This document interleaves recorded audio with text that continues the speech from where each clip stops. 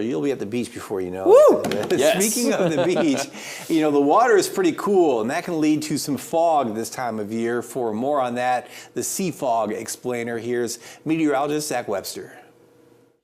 As those temperatures continue to turn warmer as we head through the rest of this week, it appears a little bit more likely we may start to see some of that sea fog developing out along the Gulf Coast. When you get that warm, moist air moving over relatively much cooler waters like what we have right now in place over the Gulf, it can cause that warm, moist air to cool, condense, and form some of that sea fog. Then onshore flow can help to push some of that fog over the coastal and the immediate inland locations. We'll see that continue to stick around for the next several mornings as those temperatures start to warm up.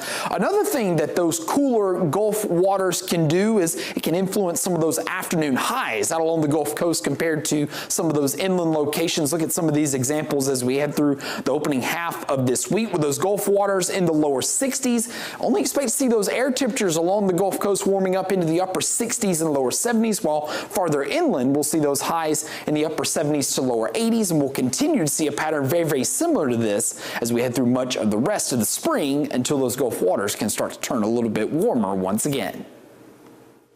Those inland temperatures, 50s, 80s, 50s, 80s, and then the water out there, the air temperature over the water, stuck at 62. It's nuts. It's nuts. Yeah, like the water plays a really big influence on those temperatures too. So I was getting excited about, you know, when we first started seeing those 80s last month, but you reminded me, you have to take into account that temperatures along the coastline are not going to be changing that much. It'll feel like 80 here, could feel more like mid to upper 60s there. You would be cold the entire time. If you go to the beach, you leave here and it's 80 with just a swimsuit and no jacket or sweatshirt, you'll get down there and you will be cold. Yeah. So now you know.